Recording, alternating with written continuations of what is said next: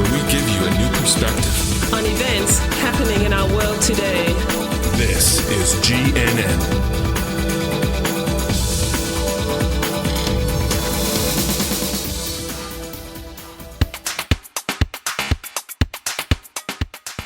This is God Network News, episode 71.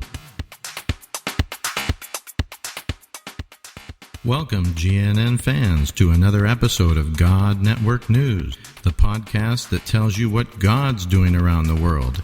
Not what CNN tells you, but what GNN tells you is going on in the world.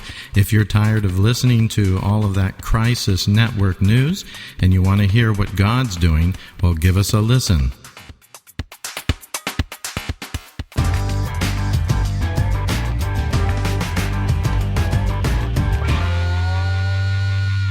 In this episode of God Network News, we will be listening to an interview done with a very good friend of mine named Dr. Todd Johnson. He's an incredible man and a very good friend of mine and has really rocked the planet in terms of missions, really had a tremendous input into it, positive input. He is being interviewed by an equally amazing man, Justin Long. Justin Long is also a friend of mine. He is a missions researcher, scholar. You can see more of his works, his writings, and some of his statistical research on missions at justinlong.org. A little bit about Dr. Todd Johnson. He is responsible for the World Christian Database at Gordon-Conwell Theological Seminary in Boston. This is a tremendous database, and it actually started with another brother, Dr. David Barrett, who Todd Johnson began to work under many years ago and continued his work after Dr. Barrett passed away. I first met Todd Johnson in Pasadena, California around 1986. He was working with the U.S. Center for World Missions at that time, and I was also located there at their Pasadena campus. This is now called Frontier Ventures, if you want to look them up on the web. Todd Johnson got his Ph.D. there at the University of William Carey International University, met his wife, started his career in missions and in research. My wife and I also received our master's degree from the same university campus there. Todd Johnson began working with Dr. Barrett years ago. Dr. Barrett was the foremost researcher on world Christianity. For many years he had done research and had been building a database, and he was really on the cutting edge of that, and Todd Johnson basically took that over from him. Together they developed the World Christian Database as it is today. Todd and David published the much anticipated World Christian Encyclopedia in 1982, and now you can find that on the internet. You can order it. Todd also authored a book entitled Atlas of Global Christianity in 2015. This is what was written up about the Atlas of Global Christianity.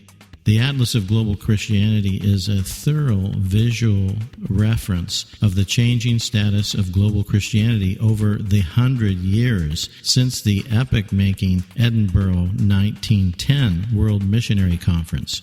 So it basically entails all of the modern missions movement and what took place and the results of it. It is the first scholarly atlas to depict the 20th century shift of Christianity from the global north, that's northern countries and continents, to the global south, or developing nations, as we sometimes call them. Contextual information on world issues and world religions is included in that book.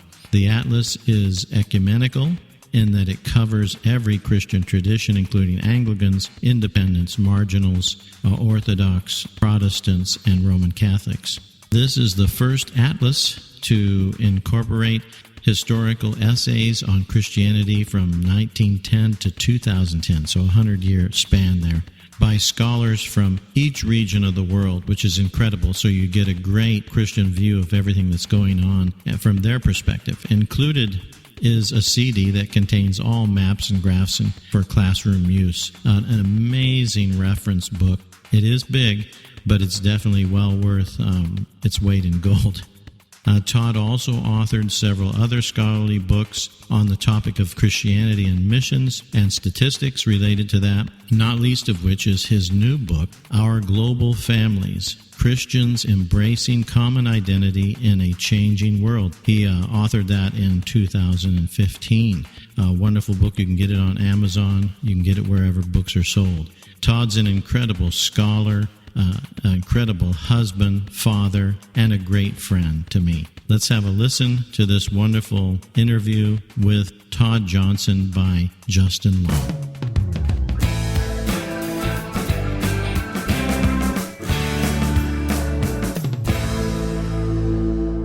This is a think tank with Todd Johnson. And Todd, why don't you start by introducing yourself and tell us a little bit about you and your current position and then maybe how you got into research.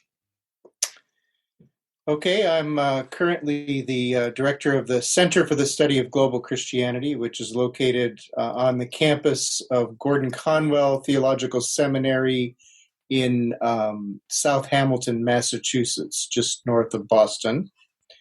And we study Christianity in every country of the world and the activities of Christians from every denomination, mission agency, and try to understand the extent of mission, evangelistic activities, financial activities, and all of those sort of things.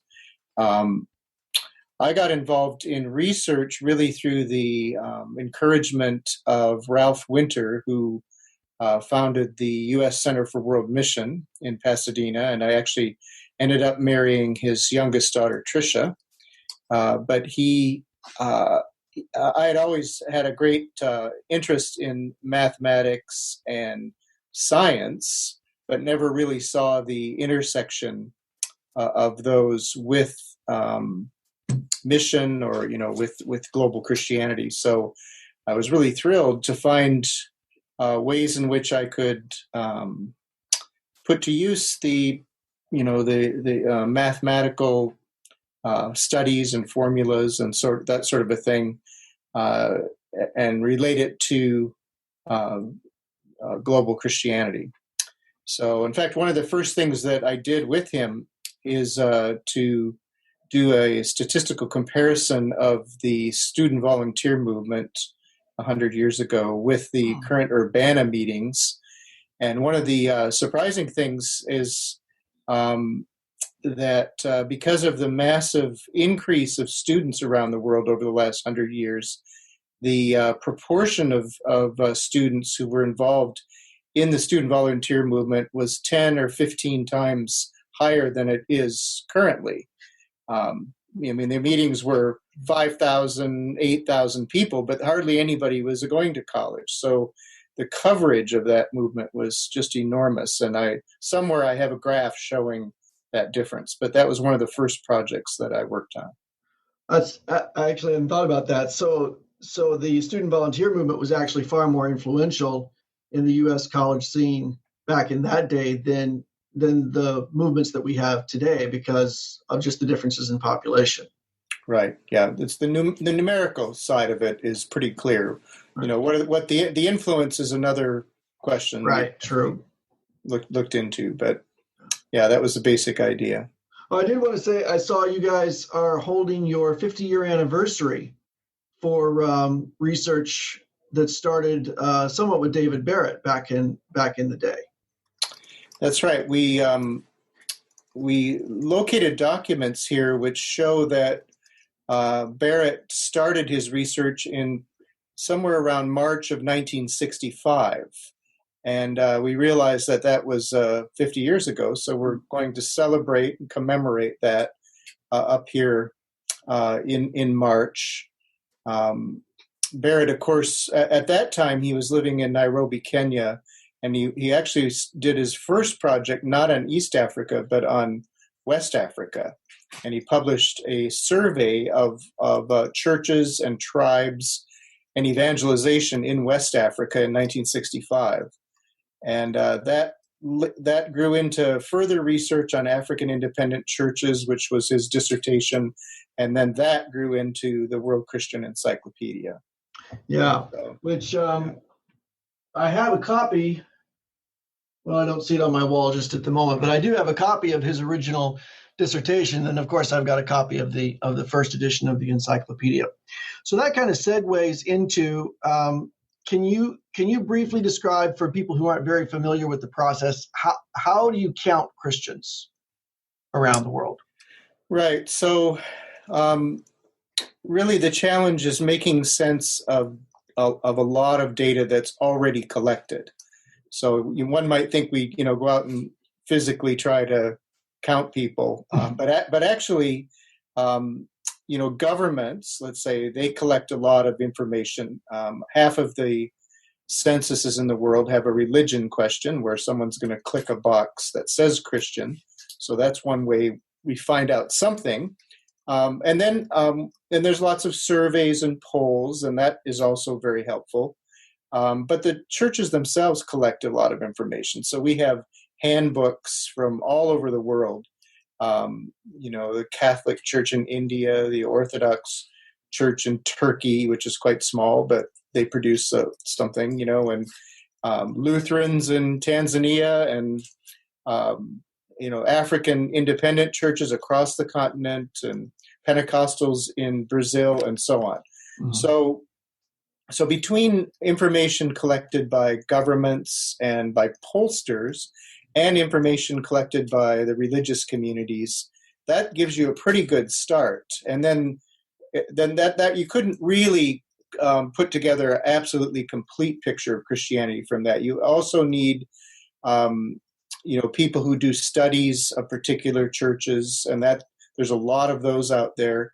And then finally, it's good to know people in all of these places. So you can ask, why did this show this number, for Presbyterians, and this other report was twice as much, and because there's inconsistencies all over the world. But so between these different sources, and we list 13 of them in a book that we wrote last year, saying how we do this. Mm-hmm. There, 13 different sources. Then the real challenge is just to make sense of it. To try to figure out why the numbers differ from, in different places. And some of these differing numbers are very important. They're numbers that are in the news every day. And one example is Christians in Egypt. Egypt's been in the news a lot for the last several years with the Arab Spring. And you'll see that the government of Egypt takes a census, and they say it's now 5% of the country that's Christian, but the Christians claim, 15 and sometimes 20%. And we've investigated this as thoroughly as we can, and we have informants and contacts in Egypt, and we think it's about 10%. And I suppose in this case, that's a number that's used a lot. The BBC will say 10%. Mm-hmm. Occasionally someone will say it's 5%, but I think most of us don't believe it's actually that low. We think it's higher. And of course, this is mainly Coptic Orthodox Christians who've been there for, 20 centuries. So that's some of these numbers are actually quite significant in international relations and in the news and that sort of a thing. Sure. So, a similar situation I've just been looking at again is the situation in India, where the government there consistently undercounts the number of Christians as well. Right. So you get that kind of thing. Okay, so there's another number that comes out of the research that you guys do, and that's the number of unevangelized. So let's talk a bit about how you calculate that. Okay, that goes back to once you've counted the Christians, then maybe the next question is to ask what evangelistic resources have they produced, and who are they evangelizing, and so on. And this is a matter of usually of language, since most of these things are done in a particular language. So over the years, David Barrett began to collect this kind of information, like the status of Bible translations and radio broadcasting and church planting and all sorts of things. And so by the time we got to, let's say, to our book, World Christian Trends, which you were involved in. Then we identified 20 factors, 20 things that you could measure when you're trying to see the extent of evangelization in a people. And from those 20 things, we developed a formula. So in a sense, you start with the Christian population, and then you build layers, maybe 20 layers, you could say. And each of these layers is a certain percentage of the rest of the people in that particular people group. Because again, it's done by language, so we measure at the level of people groups or ethno-linguistic groups. And then as you add those layers, saying, okay, here's how many are likely to be evangelized by the Bible being in their language, and so on. Then finally, you get a number, and that's actually the number that we calculate, which is, how many non-Christians have been evangelized, or have likely is a better, with a number of people who have not been evangelized, and that's the concept of the unevangelized. We had a little bit of a glitch there, so let me back up. The number. So you calculate the number of people who've been evangelized as a result of these ministries, and we should note that, as you were saying, with the numbers of Christians, those numbers of people evangelized by certain ministries, that's based on studies that have been done of the effectiveness of those tools. So right. There's studies of, if the Jesus film is active or if the Bible is present, there's a study that says, as a result of that, conservatively speaking, this number of people are affected. Yeah, we try to be conservative, and it's sort of under normal circumstances, this would be what happens. We also, I should mention, we know that almost nowhere in the world is it normal. So we added 3 negative factors. If you have persecution, if you have, low literacy, and a few other things that tend to impact whether or not, evangelization is successful or goes out. So this is really just a way to estimate the situation, because you can't, the proper way to do this would be to go to every single people in the world and survey. And even then, who knows if you'd get answers that were honest or whatever. So this is a broad estimation, but it does then give us 3 categories which we've used throughout the years. One is the Christians, which is where we started. The next is evangelized non-Christians, and then unevangelized. So you have those 3 different groups, and you have those groups in every single people group in the world. And of course, that's how you get our estimate of how many people have been evangelized, which we've been publishing really for the last 25 years now, 25, 30 years. And which is now, I think, 2.3 billion? Well, it's in our latest publication, the International Bulletin of Missionary Research. It's somewhere around there. Yeah, and it's going up. Yeah, it's creeping up because of population growth. And one thing that I think is happening is, there's been a lot of successful missionary work and evangelistic work in the last couple of decades. So it's a little surprising, how could this still be going up, the number of unevangelized? But I think what it is that the very hardest situations are still the ones that have the least effort among them, and so in a sense we've saved the hardest for last, which is usually not a good idea. But yeah. And so what that means is that with pretty high birth rates in these places, that it's really hard to catch up at the end, you might say, after having made really remarkable progress in the growth of Christianity around the world in the 20th century, and with a lot of missionary work at the throughout the 20th century, but even at the end and the beginning of our 21st century. Anybody who knows anything about missions knows this is a pretty exciting time. There's a lot happening, and it's not, it's really not limited to Western agencies sending people, but now there's people from everywhere going everywhere, as you well know. Yeah. So it's an interesting mix of a story. It's very exciting. You can report on a lot of progress, but there's still difficulties. And maybe, you can sort of compare this to attempts to eradicate disease or to get rid of poverty. And there have been remarkable achievements in those areas too, but it's really hard to get to the people who've had, the least attention. Yeah. So I think that explains some of it. Yeah. So now this 86% number, it got a lot of, it still gets a lot of attention, I think. It's one of the things that I talk with people about frequently. And the original way that I had seen it was 86% of Muslims, Hindus, and Buddhists don't personally know a Christian. It's actually more broader than that. But let's start with, how did you get the idea to calculate this number? Yeah, well, it's actually directly related to what we were just talking about, and that is, we noticed as we were putting together these 20 factors of how Christians evangelize, that two of the factors were what we would consider internal evangelization within a people group, and a lot of the others were more external, even though, Bible translation sometimes takes place outside and then, is then utilized, in the group.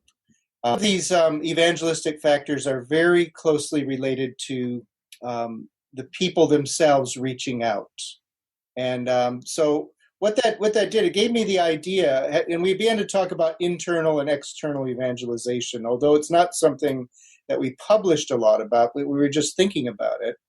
And then someone came along several years ago and asked me, how many, what percentage of Muslims have a Christian friend? That was the question I was asked. And I said, they said, could you possibly guess or have any way of knowing? And I said, we have no way of knowing what that is. But then I realized that wasn't quite right, because we had made estimates in a Muslim people group where most people are Muslims. We had made estimates of how many Christians were there. And then we had these two layers of outreach, of contact, really. It was of discipleship, contact, that kind of a thing. And it occurred to me that, well, those are the people that, if you're going to try to guess or estimate, those are the people within those layers, those two layers, who would be most likely to know Christians, to have Christian friends. I mean, you can use different phrases here. And again, it's an estimation that, we don't know for sure. Right. But I thought maybe this would work. So I actually, Peter Crossing, who our data analyst, and I worked out a formula for how we could figure out, how many people were in those two layers, beyond Christianity, but obviously not very far, usually, into the rest of the people group. And that was the beginning of this calculation. And I ran it by people all over the world. I said, here's the result we got for your people. Does this sound reasonable to you? So that was the only thing we could do, since there really isn't survey work that's been done. Mm-hmm. Although there is now more in the United States. I don't know. There people have been asking these kind of questions. Do you know someone in another religion, and that sort of thing? So we're getting a little more data, but mainly in the Western world. And where this is most interesting is in the rest of the world. So, but anyway, I had many, many people tell me, yeah, that sounds about right. Or hardly anybody told me that it was too much, in the sense of that we were overestimating the number who had friends. Mm-hmm. So, and this is the opposite of what you started out with. So what we're saying is 14% of all Muslims, Hindus, and Buddhists in the world have a Christian friend, or have. I think we're using the language personally know a Christian. Right. Not necessarily a friend, but at least personally. Yeah, but I mean, there's many different ways you can talk about it, and it is, again, just a rough estimate of the situation. And I think the phrase, personally know, or what has been the thing that has gained the most traction in the press, so to speak, or among mission mobilizers and that sort of a thing. So I've had a few people tell me it's too high. In other words, the 14% is too high. Huh. But I've never had anybody tell me it's too low. So in a sense, 86% is probably a conservative estimate. It probably is a little higher. And you might know all over the world there have been studies of one kind or another showing the lack of contact between people in different religions, and that affects Christianity as well. Sure, there was one done by Pew I saw not too long back. It's been kind of tweeted around a lot. There's a thing where they show most Christians are in Christian countries, most Muslims are in Muslim countries, and there's not that overlap. So most Christians are in a majority Christian setting. They're not. I think that's the way that goes. Right. Yeah, that's right. That's part of the dynamic behind this.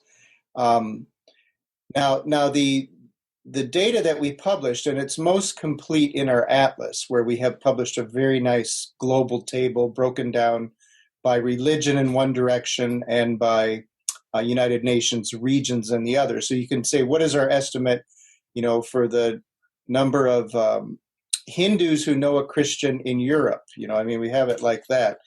And just generally speaking, the way this formula works, it tends to be higher.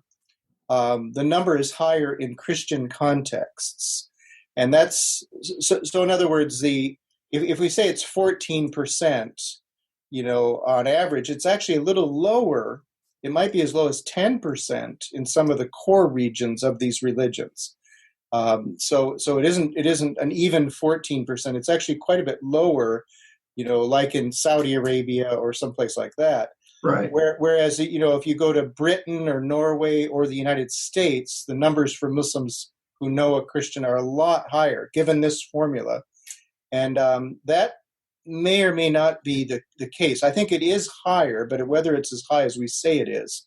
And those are more likely to be tested by polls, because almost all the polls and surveys are done in the Western world. So would be interesting to follow. Why would it be?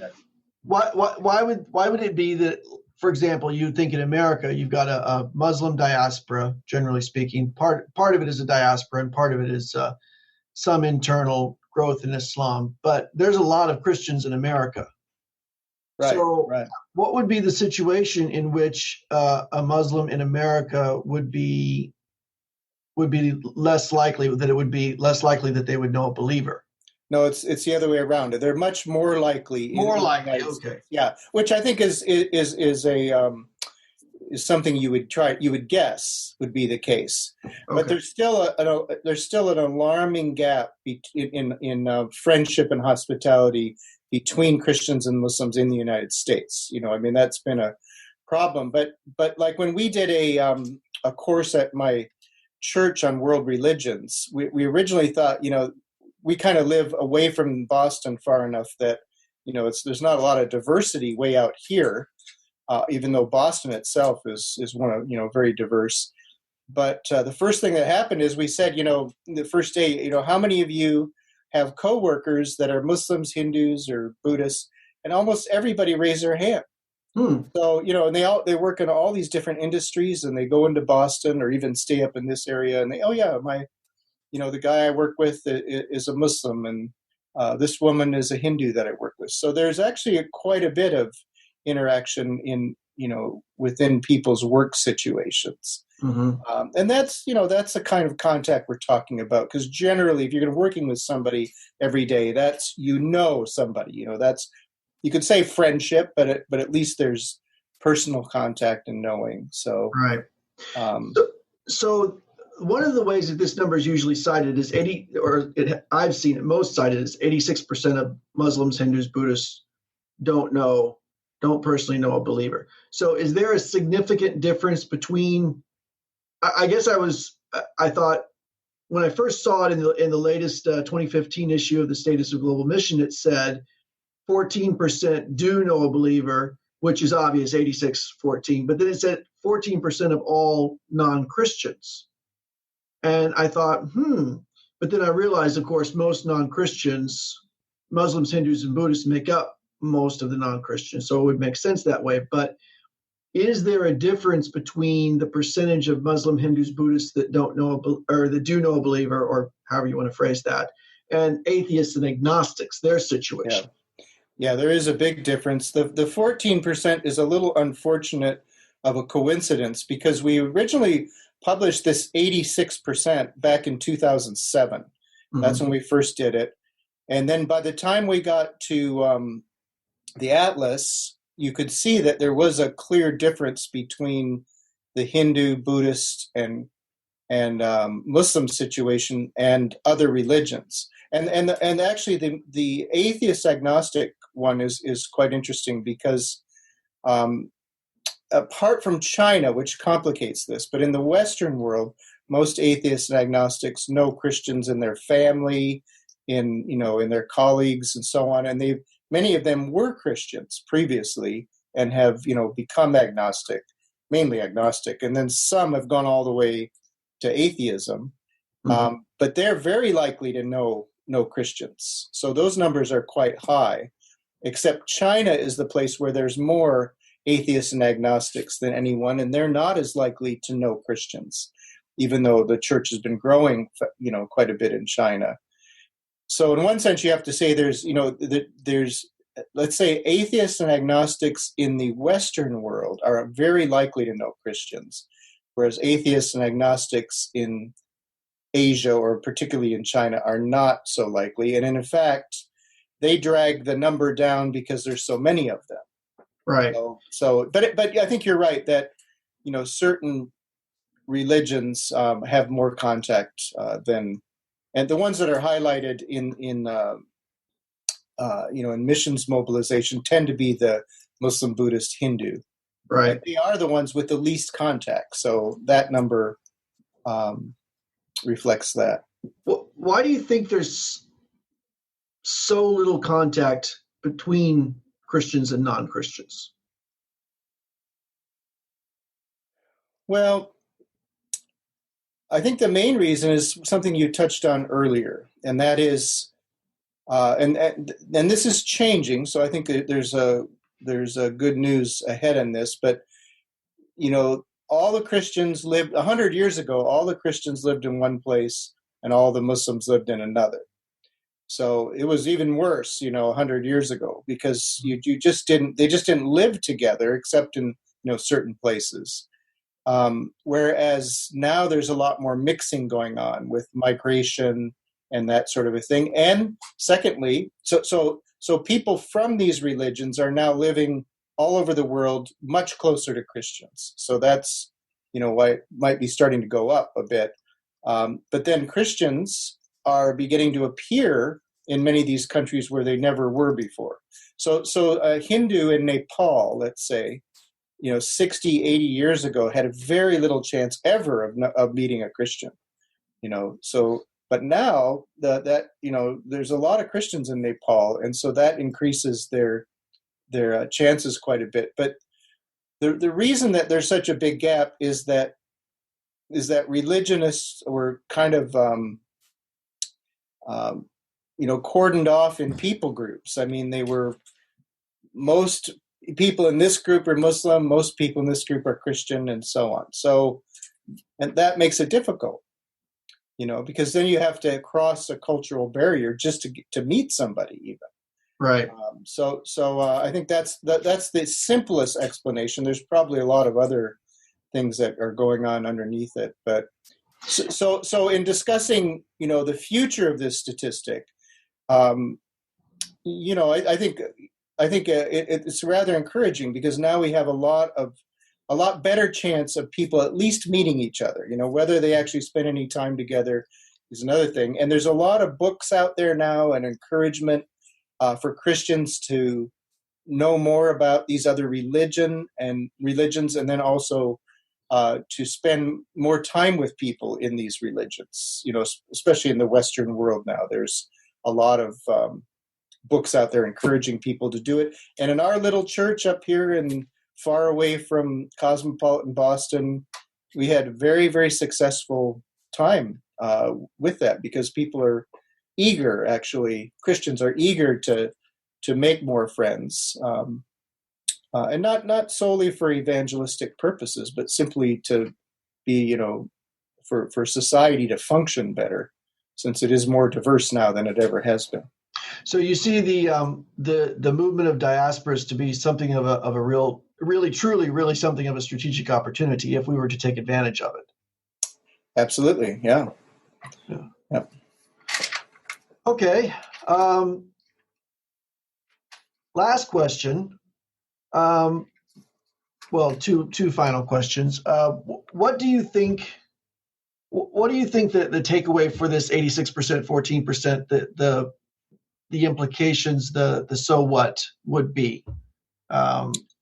Right. Well, no, it's actually pretty straightforward. And in the place which we originally published this, which was in 2007 in Evangelical Missions Quarterly, we actually devoted half of the article to the theological rationale for why this was even important to measure. And at the heart of it is it's quite interesting, and that is that Christianity is incarnational in nature. In other words, Jesus himself came and lived among us and knew us, you might say, and so that what that means is that a statistic showing the lack of contact, the lack of human contact, is really worrying, because our faith is the opposite. It's a faith of contact, of human contact, of hospitality, friendship, good news, preaching the good news, and all of that.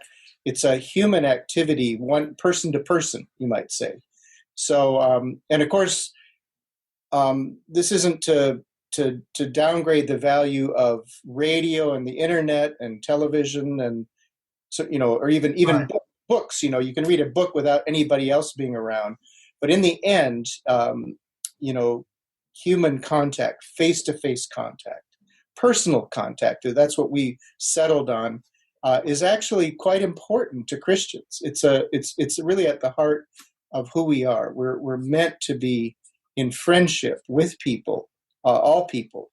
So that's kind of the so what side of it, is that it has a theological basis. You can bring mission in, and that's important, but even just a straight biblical concept of hospitality and incarnation and so on shows us that this is something that we should be concerned about. And then of course the thing to do about it is to encourage Christians to have more contact and to do hospitality. And I'm sure you've heard that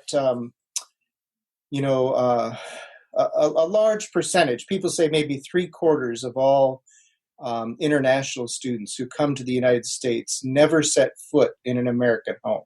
Yeah. And most of those homes are Christian, So, and Tricia and I, my wife and I, every Thanksgiving, every Easter, we bring international students to our home because Tricia teaches them.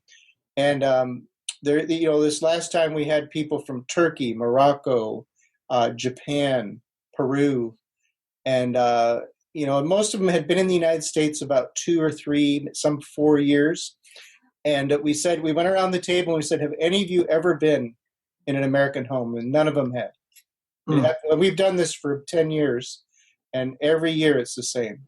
None of them have been invited. So that's a place to start. Is just to have people over, and people love it. It's such an honor to do. And you probably know, when you travel around the rest of the world, you get invited into people's homes. So it's a little strange not to be invited. And so I think there's training that has to go on in that area of just helping people to be better at contact. One of my favorite verses, I think, that's the way it's translated in the message is the way I really appreciate it. Is it's the verse in the first chapter of John. It goes, the word put on flesh, and I believe the word put on flesh and moved into the neighborhood.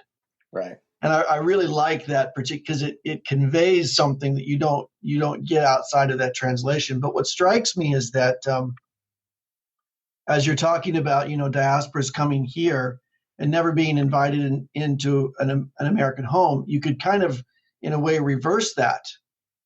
Because Jesus said, as you do it under the least of these, you do it to me. And so in a sense, they are moving into our neighborhoods. You can view it as an opportunity to do to Christ as do it unto the least of these. I'm always staggered by the idea that there's so many internationals come here, and so many spend their entire time here, and so many leave, never really having been, and that opportunity is there. So, right.